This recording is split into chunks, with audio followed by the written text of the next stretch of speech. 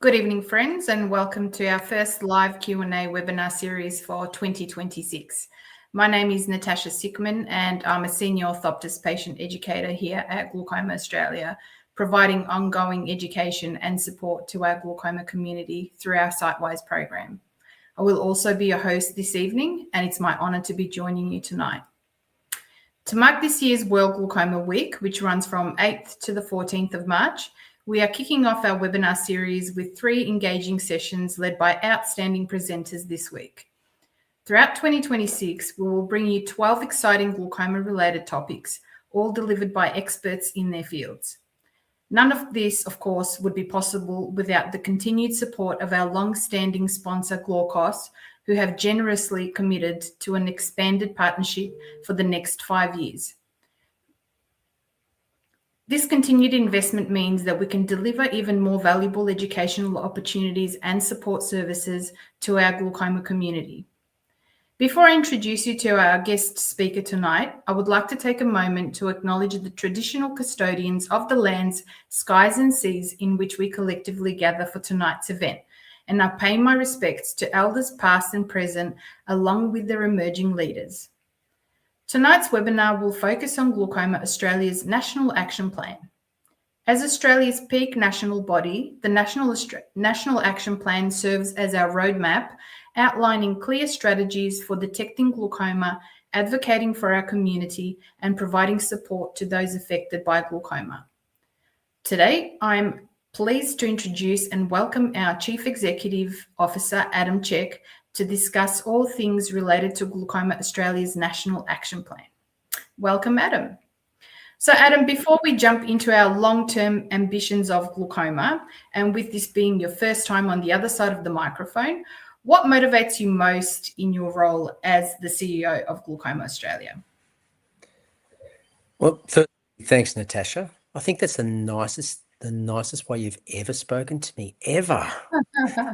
Look, I'm motivated by the people, and that's our staff, our supporters, generally our clinical partners. And to think that 40 years on, this wonderful people-first organisation that's been built and entirely funded by our people, our community, is actually quite remarkable. And I'm inspired by the challenge. So the possibility and the aspiration of what we can do for the glaucoma community and those patients and those who may end up developing glaucoma, how we can actually work with them to make the world a little bit better. While I was scientifically trained in terms of my higher education, I've always been fascinated in questioning, the why and the why not. The who says we can't do that, and why couldn't you imagine if? And that's just naturally part of thinking. I primarily spend most of my working life in health and social impact environments, and not just seeking to understand and navigate why things happen, but actually what can you do to prevent it or halt it or make life better in living with, a particular disease. I'm fascinated in thinking about pursuing outcomes that positively help people and that actually make systems and environments better. So problem solving is what really gets the fire in my belly started, and actually being better every day and bold enough to dream. I mean, that's really what gets me motivated. And I think specifically with glaucoma, I literally wake up every morning and I think, well, how after 40 years have we not been able to shift the rate of undiagnosed patients from 50%? So if you think there's 400,000 patients living with glaucoma in Australia and only half of them know it. So how can that be possible? Do they understand their risk? And actually, as a peak body and as a sort of health ecosystem, what are we not doing well enough? And then there's also, are we doing enough for our patient community? Are we making the right investments in research? Are we advocating strongly enough? Can our voice be better? And I'm positive it can be. And I'm very confident that surely if we can make inroads in these things and better connect systems and solutions, then my view is that, well, we will meet our mandate and our vision for glaucoma as glaucoma in Australia, which is no one will go blind from glaucoma. And that's kind of what motivates me and gets me out of bed each day. Yeah, that's fantastic. Well, in the short time that you've been here, you've created a lot of traction, positive traction, may I say, in the last 2 years within the industry and for our patients, advocating for them. So thank you very much. Yeah, you're a very inquisitive and kind person. So hopefully that resonates with a lot of our patients and our community. So for those in our community and our supporter network, could you briefly explain what a national action plan is and how it differs from a typical program or a strategy, perhaps? Yeah, no, great question. So a national action plan is effectively a coordinated roadmap that brings together the government, Commonwealth, clinicians, researchers, patients, advocates around a shared national goal. So a blueprint to, in 5 and 10 years, actually, how do we think we're going to see the glaucoma landscape in this country, and how do we better effectively manage it? It sets out priorities, actions, partnerships that are needed to address, a major health challenge at scale. So regardless of marginalised communities or population type or geographically displaced areas, it looks at the whole blueprint across the country and sort of maps out a plan that says that's the beacon on the hill. In the case of glaucoma, kind of break it down in some ways to be quite simple, and I don't trivialize this because we've got all the right expertise in this country. We've just got a bit of grit in the shoe, so to speak, in terms of how we connect the system. But I think about, and what we've been thinking about, is how do you better align early detection and screening? And we can think about our glaucoma patient community, the many who are on tonight and their relatives. Think about how we then connect with patient support, the right professional seeing the right glaucoma patient, so stable glaucoma versus, very aggressive glaucoma or glaucoma that may cause blindness, awareness, and actually then research and innovation coming down the pipeline in terms of what are the available treatments and options that I might have both now and into the future. And so that's wrapped up in a plan that we socialise quite actively, we tussle out, and we start sort of saying, if we're to move the needle on the 50% undiagnosed, then what are the best shots on goal for us to do it?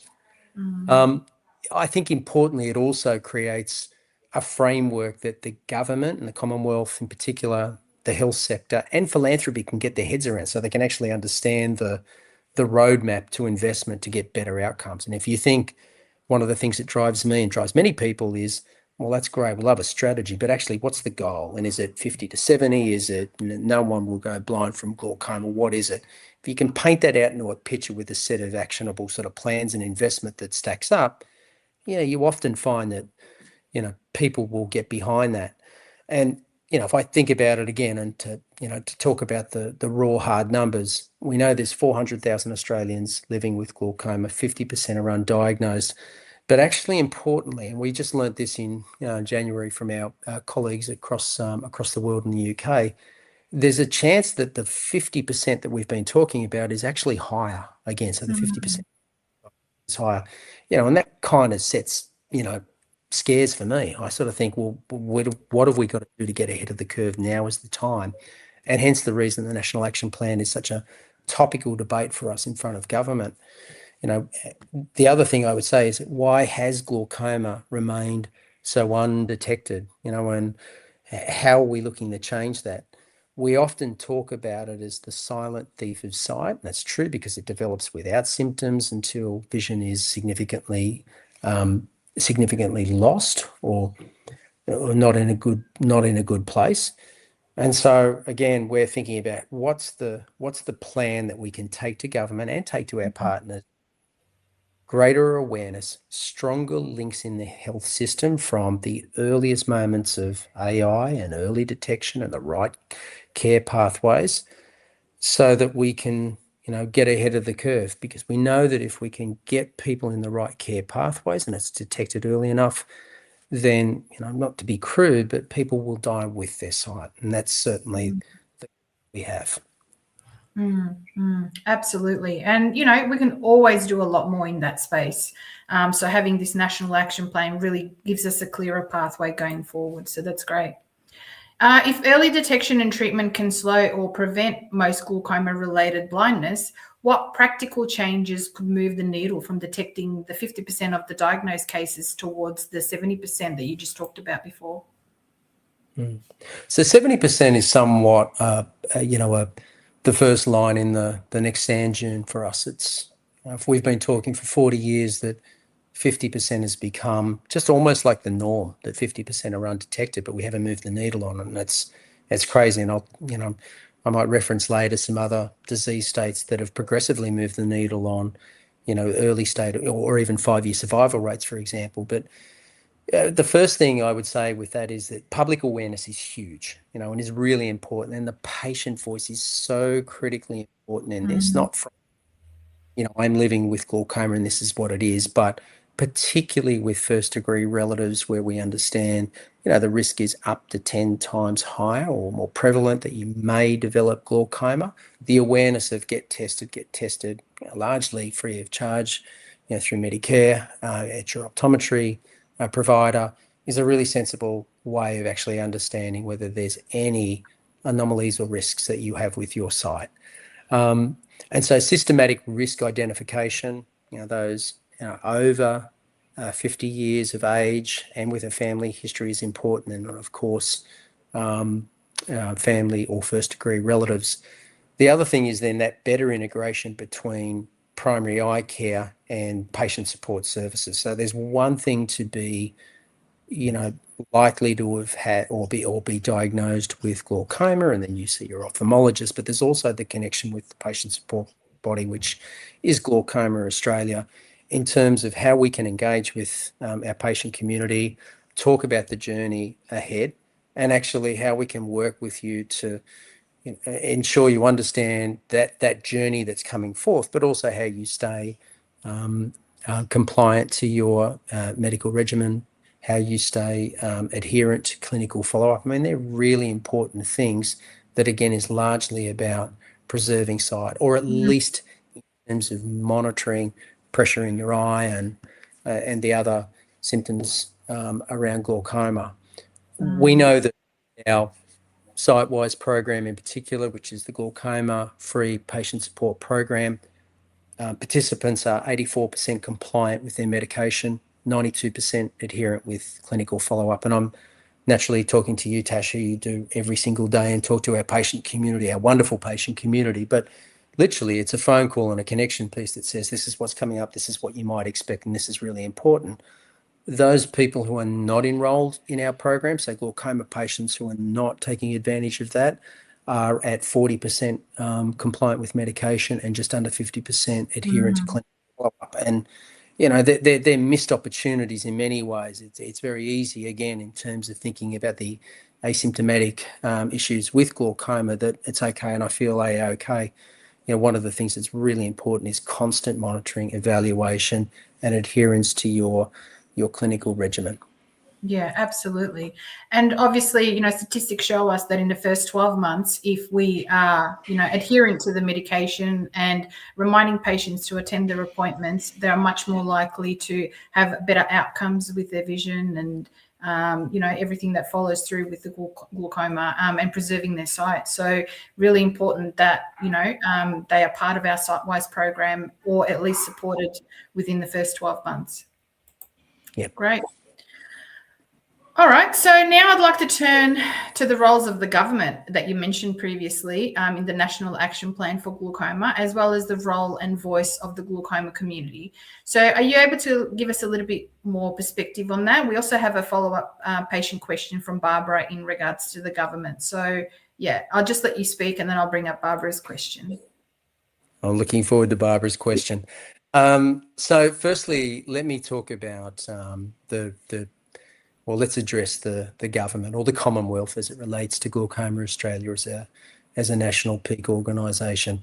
So preventing avoidable blindness is a national health priority. It always has been and it always will be. There's no two ways about that. There's no grey in this debate that what we must do and what the Commonwealth will absolutely support is any issue that goes towards preventing blindness, which is allowing independence, your right to live, to see, to work, to play with grandchildren, the whole shebang.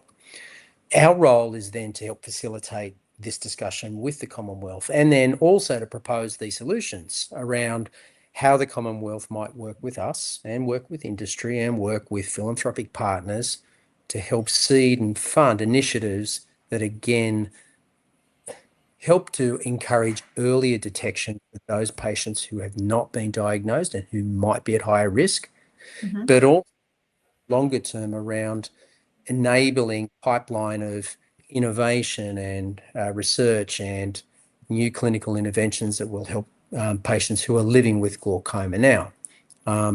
And largely what we're talking to the Commonwealth about is the scaling of earlier detection, and particularly thinking about the vital role that optometry can play in addition to ophthalmology. So in terms of our glaucoma specialists, the enhanced role that patient support and navigation can play. So it's one thing to support a patient on their journey. It's another thing to talk with a patient and the patient family around navigation as to what next, how we support you on that journey, what else you might want to consider, what questions you might want to ask as you talk with your ophthalmologist or your care provider. And then the final part is just much more broader national awareness. And I know I keep harping about the 50%, but it almost blows my mind that 40 years on from when we started, we've not moved the needle, and that's not okay. That is not okay, and we're going to do something about that. And better to waits to reduce disability. It absolutely lowers health system costs and not playing in favour. But that's just absolutely stating the reality that actually, if we get ahead of the curve, there are better ways to manage it with your GP, with your optometrist, et cetera, so it reduces patients to tertiary care. Most importantly, at the side, it preserves independence. And I can assure our patient community that this discussion we're having with the Commonwealth is very much alive. It's every 2 weeks we talk about the range of ideas and initiatives that we would like to put in place over the next 10 years, sequenced in a way that's about increasing access and new innovative treatments for glaucoma patients, earlier detections for those at risk, and actually getting to the point that in year 40 for Glaucoma Australia, wouldn't it be great if we're on this mission to no one will go blind from having glaucoma? That is the big.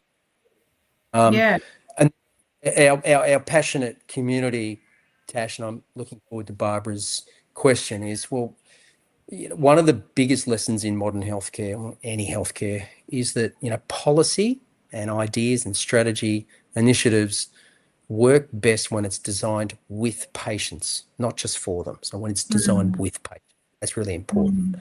And while we're at the early stages of evolving this 10-year beacon on the hill, which sometimes I see a lot closer and other times I don't, the glaucoma community brings something incredibly powerful. They bring lived experience, the understanding of the realities of diagnosis and treatment adherence, the anxiety about vision loss, and equally maintaining independence. And as we live a healthier age much longer, as we should, then this is going to be an ongoing issue. So the National Action Plan places the patient voice at the centre. It's had considerable input from the patient community to this point. So we haven't just designed it with clinicians and policy providers. It's been patient-centred, person-centred first and foremost. And it's been about, helping to shape immediate and longer term outcomes for those living with it and those who might be at risk of it. So, and equally, one other thing I'd add is that, there's not a greater platform than the voice of the patient community. And, while we largely have not ever called upon it yet en masse, I reckon the thousands tuning in on this forum would be very happy to constructively use their voice and their experience to help us convey what it's like living with glaucoma and the concerns that they have with what the future holds. And I suspect if and when that time comes, we won't struggle with having a wonderful and constructive patient voice behind our charge to do something different. Absolutely. Lived experience is obviously the best insight that we can provide, especially to the government, so they can understand what our patients live with. You talked about other conditions, obviously, and diseases getting attention from the government, and awareness being created, and obviously funding being, provided by the government. Those statistics obviously have increased a lot of, say, breast cancer detection, for example. Screening programs. Are you able to maybe just mention a few of those? Yeah, absolutely. So, I think if you think back from a here's a comparison, perhaps from a patient perspective, is that we will think about things 30 years ago. The 5-year survival rate for breast cancer, by and large, I'm not a clinical expert, was about 70%. Today it's 93, and a lot of that's been about effective treatments. A lot of that's been about early detection, innovation screening, and the like. Prostate cancer was 60% 5-year survival rate. 30 today it's about 96%. And in an area that I had a significant involvement with in my earlier days in childhood leukemia, 40 years ago it was below 50%, and today it's over 90%. So I think what we're proposing is not necessarily revolutionary, it's evolutionary. It's very much how do we better connect the system? How do we raise some awareness? How do we take advantage of these, excellent pathways in primary care? So that's optometry, and then make sure facilitating a connection from the optometrist to the ophthalmologist, and then thinking about the co-management of glaucoma patients. So you're not troubled necessarily by access issues or equity issues, and they're really important things for us to continue to work through. But it's all there to be won, and we've seen this with bowel cancer. We've seen this with a number of disease states around really effective screening mechanisms, and we actually have it there. We actually have it available to pop into your optometrist, to buy a great pair of spectacles and sunglasses, but actually have your eyes tested at the same time. Enables the early stages of, is everything okay with your optic nerve? Is everything okay with your pressures? And that's the start of the journey that we want to encourage. So it becomes, normalized that this is just something I do, like, I get my cholesterol checked, and, like I go and see the dentist, those sorts of behaviors. Routine checks. Yeah, absolutely. So let's get to Barbara's question before we run out of time. So Barbara asks, why haven't you made any representation to the Australian government for financial help for people who have to have laser treatment on their eyes for glaucoma? It's a great question, Barbara. So I think, to be honest, as a peak body, this is exactly what we're doing now. So when we start talking about national action plans, and I don't want it to sound aloof by any means, because it's very much about being tactical, it includes all forms of access to treatment, costs, equity initiatives, what that means to the consumer, what should happen to the consumer. So it's all very much part of our live and before us discussions. There's no early outcomes for anything that we want to do here, but actually, as we're addressing what does the beacon on the hill look like, and what have we got to improve moving forward, and how do we sequence this, everything is on the table, including laser access, equity, the whole kit and caboodle. Yeah, fantastic. So this is a big one and a curly question, so are you ready for it? We're building and advancing this national action plan for the benefit of our glaucoma patients and our community. Can you also explain to our viewers how our patients, benefit both immediately and long-term from this national action plan?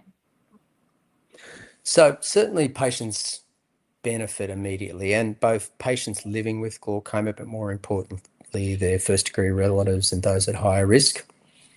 Exponentially, they'll benefit over time. And I think for some of the viewers online, they would have seen the wonderful presentation from Professor Crouston, or maybe 5 months back now, around some of the novel work he's doing around optic nerve regeneration, and thinking differently around treatments with glaucoma.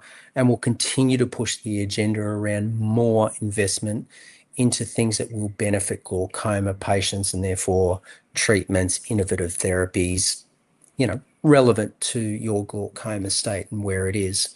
Yeah. I think in the immediate term, the action plan is about enabling those who might be at risk of glaucoma to be identified earlier and therefore treated earlier and therefore supported earlier. And that sounds so logical that it should just happen. But amazingly, it doesn't, because it actually takes an action with a plan, connecting and gluing the system together to sort of, iron out the wrinkles. I think for those living with glaucoma, and this would be the majority of those online tonight, it means more access, or more equitable access to care, and the co-management of care across optometry and ophthalmology. So better connecting the system so we don't have long necessarily wait lists for seeing your clinical care provider, and actually an approach where you may very well be able to be seen in an optometrical environment with ophthalmology oversight. And that's really smart. That's about the appropriate use of skills and workforces, and we'll continue through that.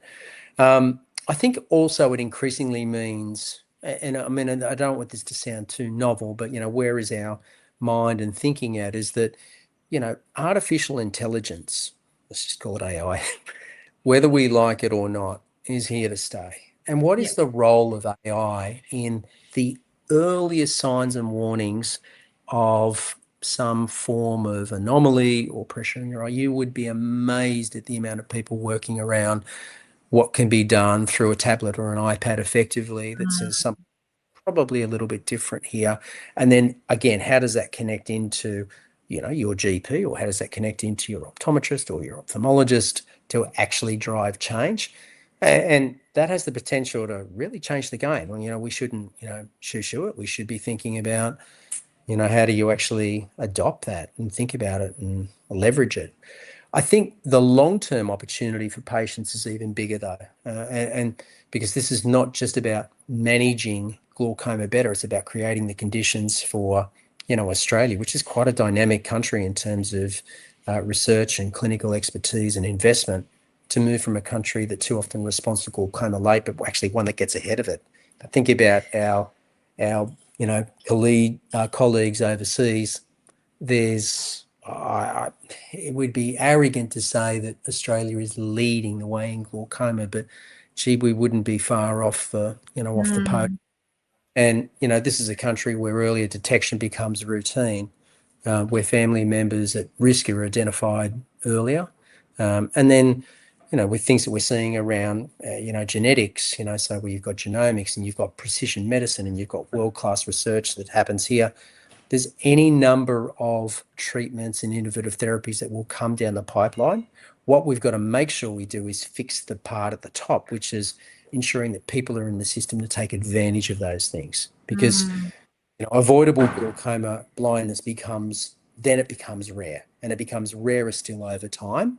And we ultimately want to be, free of glaucoma insofar as it causes blindness to a point that your independence is lost. Okay. So it might sound ambitious, but when I talk to patients who are involved in the consultations we've had so far, I mean it when I say it's better detection now, it's better support now, it's better care, and over time, a radically better future in which glaucoma is earlier and treated precisely. One day, may carry the burden that it does today, and that's the line, beacon on the hill that we're not going to let go of. Absolutely. And, the statistics indicate that there'll be a 400% increase of people living up to the age of 85 over the next 5 years. So, a lot of our patients will be affected by glaucoma by that stage. So we need to consider who will they see in the future and how we can collectively work together to try and sustain that community. Yeah. So do you feel that we are at a critical point where action on a national action plan for glaucoma can't wait any longer?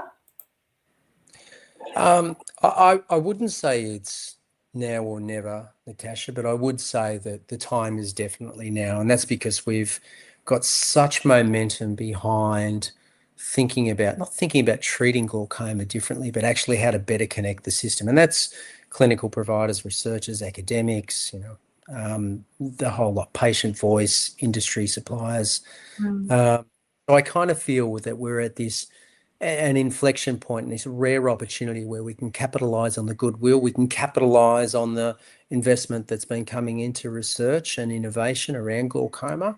But we want to fix the top of the pipeline so that it's quite a seamless journey, and that those who might be most at risk are actually accessing largely the free and available diagnostics to see if their eye's okay. So, for us, it's now to really push hard. If it doesn't necessarily get the full green light, it will be significant steps in the right direction. We've certainly done a great job at raising the awareness of what needs to happen and why it should happen.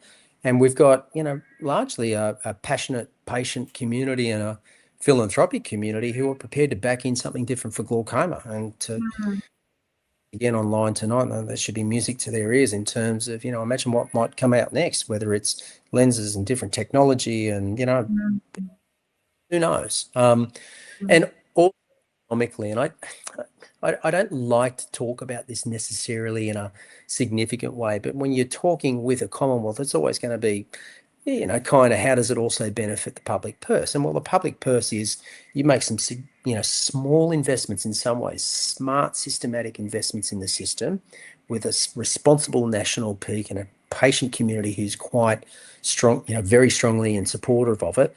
Then the reality is, from some of the modelling that we've done, that over the next 20 years, it's not irrelevant to, potentially save the public purse up to $500 million. That's money that can be better applied into other areas, roads, education, anything else. The investment into the health system, but it's not illogical if we can just get the grit out of the shoe. And so I think while all of that momentum is there, it's not now or never, but now's a great time to advocate, firmly. Great answer. Thank you very much.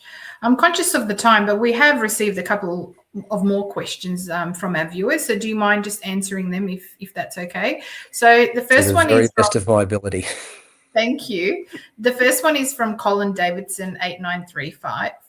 What is the role of your GP in the glaucoma journey? And I guess more importantly, as part of this national action plan, I know we're involving, the eye industry, but are we involving GPs? Do we have a plan for them in the national action plan? And where do we think that's going to take us and how far? No, that's a great question, Colin. And in fact, we were talking about this today with our friends at the Digital Health Agency. So another aspect of what we're trying to do is, again, we live in the modern world and everybody's hooked up to digital technology. I still can't use Facebook, just letting everyone know. But digital technology is quite important, particularly for GPs who are high adopters and users of My Health Record, for example, which records your health information.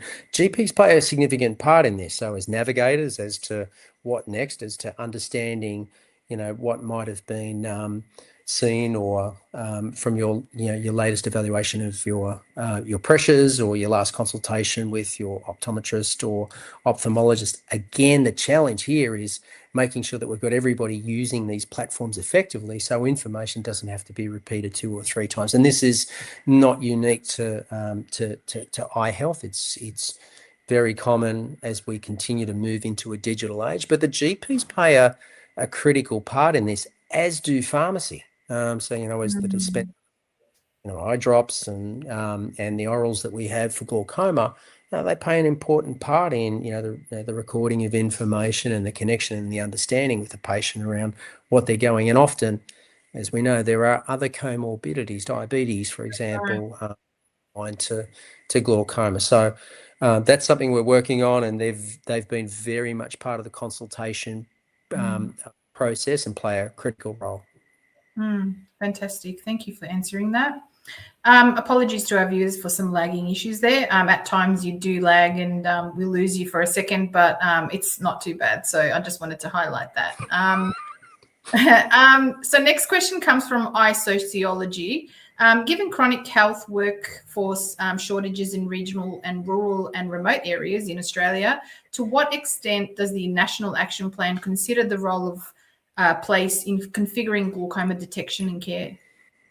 Yeah, early days on this question in this matter, but not without some extensive work being done on the disparity of providers and detection and care providers for glaucoma at the earliest days. Optometry is certainly in primary care pathways, and GPs are quite critical in this process. Again, it's something we have to really start to map out. And part of what we want to do as part of our National Action Plan and working alongside the Commonwealth is what is the co-design element to, not only geographical disparity, but actually even populations. So we think, about up north and the Kimberleys, etc. We have some outstanding glaucoma specialists, and the distance between locations and the amount of technology available and the need to have technology available and equipment available for ongoing monitoring is, things that we still need to work through, but we've called it out, and equity and access is very much a pillar of our National Action Plan. Yeah, fantastic. Yeah. And ICE Sociology also has another question. So I'll give you a little bit of a perspective on this. It might be a little bit clinical. So to what extent in the action plan are you able to consider the needs of the underrepresented cohorts, such as young people with ocular hypertension without glaucomatous progression? So ocular hypertension is just high pressure with no glaucomatous changes at the back of the eye, but obviously something that needs to be monitored over time so that it doesn't develop into glaucoma and create changes that are irreversible. I'm guessing it's something to do with early detection again, as part of our National Action Plan. Yeah, absolutely. And I amazingly have learned something along my journey, Natasha, that you've taught me about glaucoma and all sorts of things related to glaucoma. Very much embedded in early detection. There's no doubt that when we think about those who have glaucoma, first-degree relatives, those at most at risk are the ones that we want to triage into risk stratification and have detected. Certainly there are cohorts who will not necessarily be picked up in that. And again, we need to, as part of our general awareness, and certainly through our GP or developing, and I should say burgeoning GP relationship with college and GP providers, is think about generally the exposure of the awareness of glaucoma as an eye disease that needs to be, tested on a regular basis, even at the youngest years. And we need to do this in a way not necessarily creating alarm or flooding the system, but certainly making sure there's sufficient awareness of it. And again, some ways to go in that process. Absolutely, yeah. Everyone matters. Well, thank you very much, Adam, for sharing your insights into the Glaucoma Australia's first National Action Plan. It's reassuring for our community to know that they are not alone on this journey and that we are here as their voice and continually advocating for them to deliver important vision outcomes. Unfortunately, these are all the questions that we have time for Adam tonight on the National Action Plan and his presentation. So if anyone has any further questions on tonight's topic, please feel free to email us at glaucoma@glaucoma.org.au or phone us on 1800 500 880 and we will endeavour to have them answered for you as quickly as possible. A reminder that Glaucoma Australia has 3 patient educators, Valerie, Lauren and myself, to assist you with any questions on tonight's topic and glaucoma in general. Feel free to reach out to us again on 1800 500 880 and we would love to help assist you with any questions you may have. Our sincere thanks to our CEO, Adam Check, on his informative presentation, and we wish you all a lovely evening and thank you for joining us tonight.